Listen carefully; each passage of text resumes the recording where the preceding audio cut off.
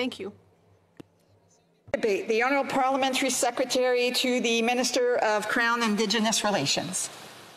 Thank you, Madam Speaker, and I would like to begin by acknowledging that Canada's Parliament is located on the unceded traditional territory of the Algonquin people, and I'm speaking to you currently from my riding of Scarborough Rouge Park, the traditional lands of many Indigenous nations, most recently of the Mississaugas of the Credit.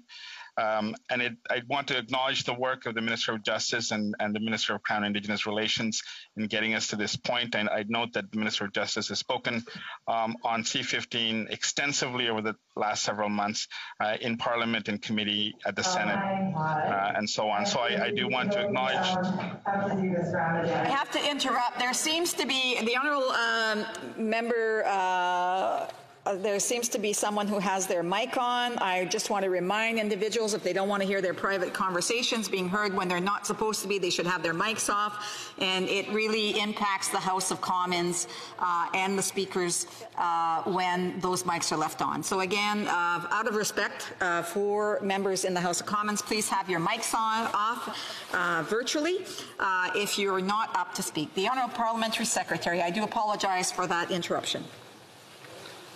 Thank you, Madam Speaker. It has been more than 13 years since the United Nations Declaration on the Rights of Indigenous Peoples was adopted by the United Nations General Assembly.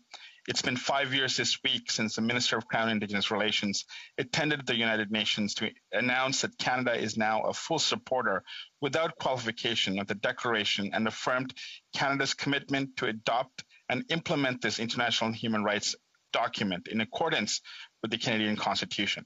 The introduction of C-15 last December fulfilled our government's commitment to introduce legislation by the end of 2020 to implement the declaration, establishing former private members bill C-262 as the floor rather than the ceiling. And I would like to take this opportunity to recognize the leadership of former Member of Parliament and my dear friend, Romeo Saganash.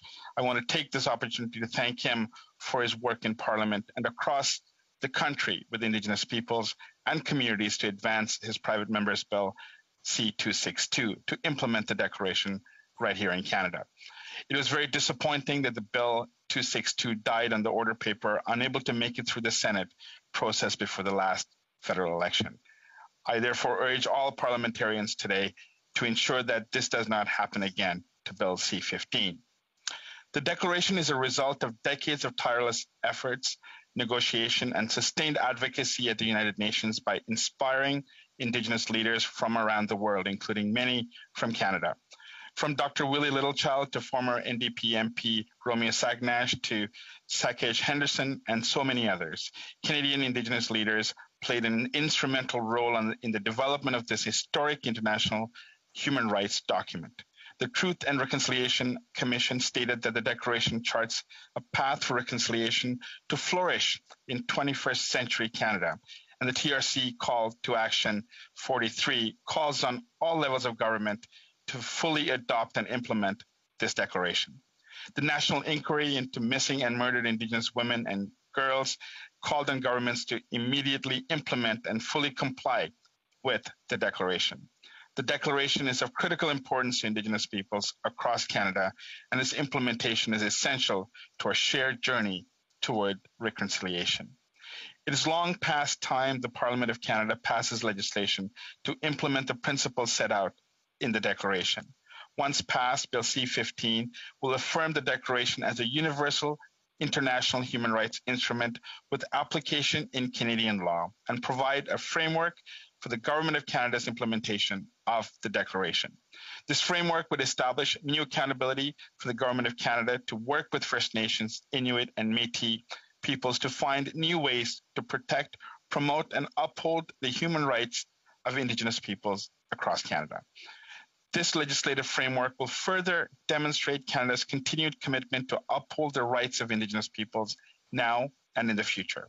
It will also bring further clarity to the path forward for Indigenous peoples, communities, industry, and all Canadians.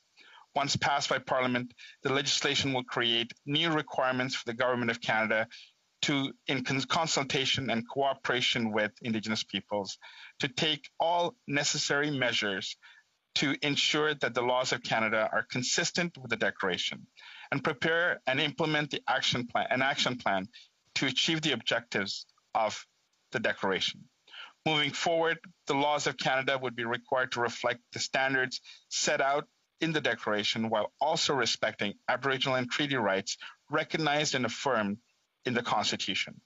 The legislation will require the Government of Canada to report annually to Parliament on progress made to align the laws of Canada with the Declaration and on the development and implementation of the action plan. This approach is consistent with the Declaration itself, which in Article 38 calls on states to collaborate with Indigenous peoples on appropriate measures, including legislative measures to achieve the goals set out in the Declaration. We acknowledge that some have expressed concern with the length and time for consultation on Bill C-15. It is important to recognize that PMB C-262, the foundation of this legislation, was also the subject of extensive parliamentary debate and study in the previous Parliament.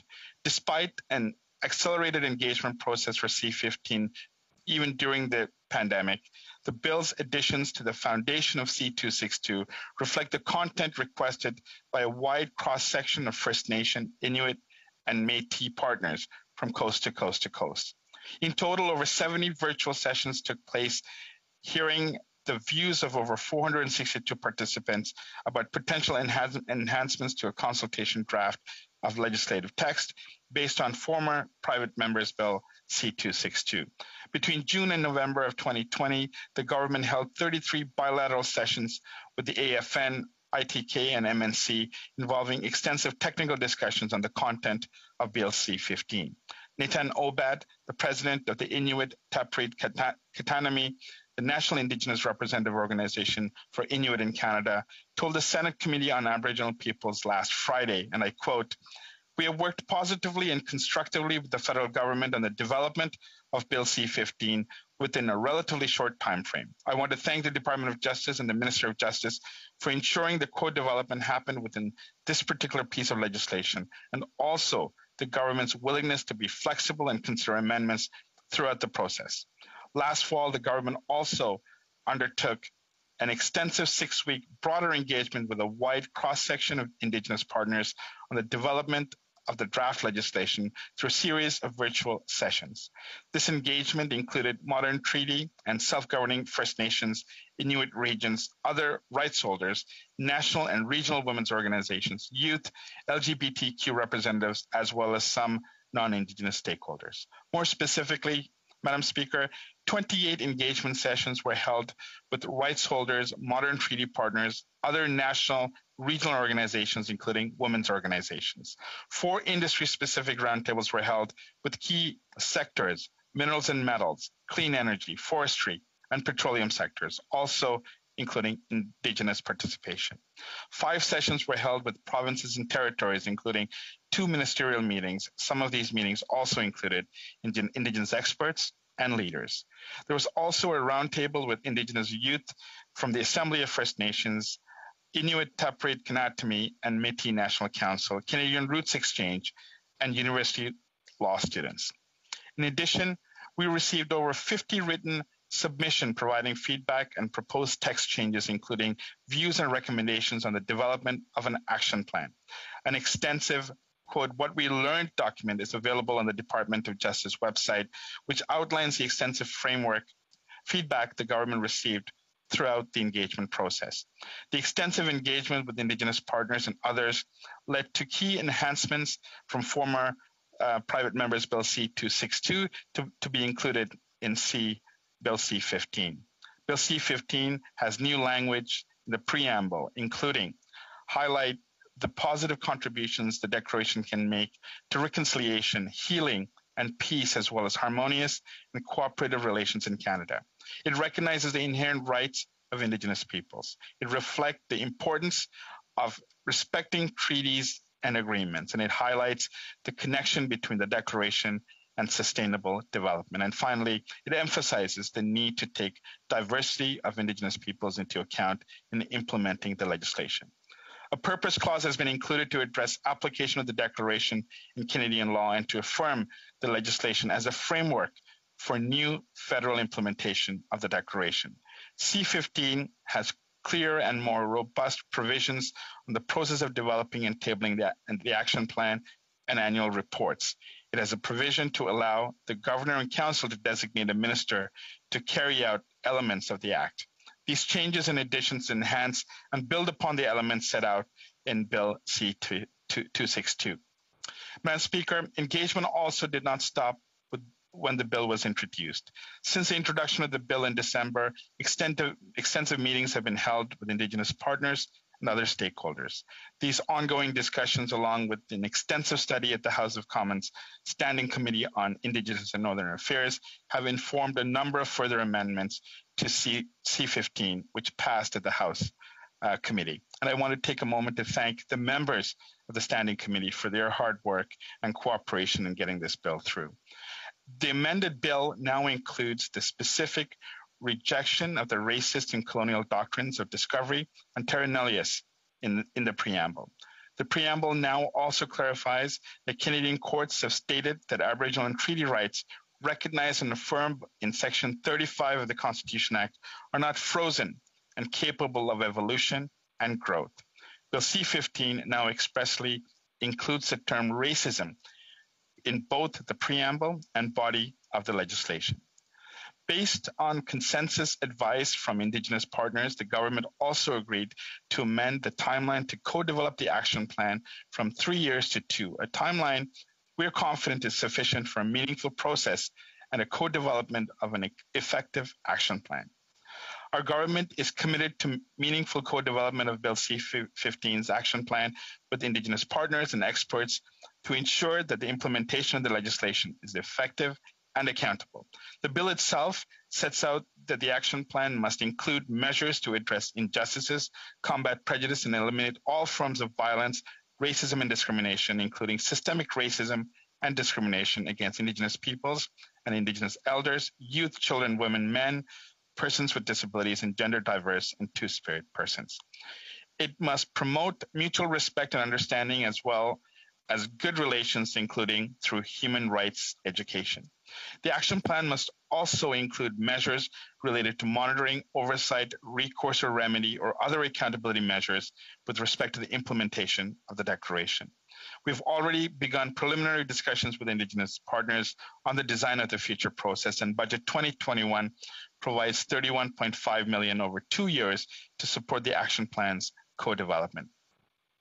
Some of my conservative colleagues have framed the concept of the free, prior, and informed consent, or FPIC, as an undefined statement and have suggested that it could be interpreted as a de facto veto for individual Indigenous communities or groups over resource development. And I note that the term veto is nowhere to be found in the draft of the text.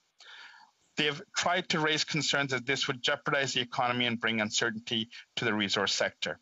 In fact, Madam Speaker, FPIC focuses on the inclusion of voices, concerns, and opinions of all Indigenous peoples that would be affected by a proposed activity or project, and then ensuring that these concerns are addressed and that there are mitigation plans in place.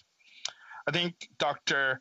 Mary Ellen Turpel-Lafond addressed this best when she spoke to the House Committee on behalf of the Assembly of First Nations on April 13th, where she said, and I quote, "There's an element of what I would call fear-mongering about the concept of free, prior, and informed consent, that somehow that will cause economic damage and so forth. In fact, free, prior, and informed consent and operationalizing that by having industry, government, and First Nations work within appropriately early in the context of recognizing the rights provides more economic stability, certainty, and security."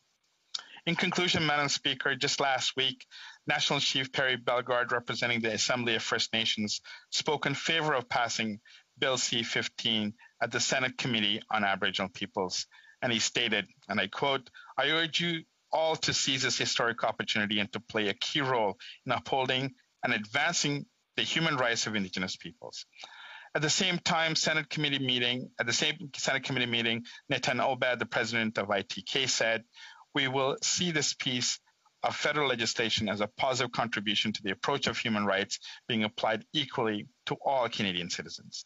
David Chartrand, speaking for the Métis National Council, told the Standing Committee on Indigenous and Northern Affairs on April 15th, and I quote, "We believe that passing of this bill into law is critical to a future that respects our rights as a nation.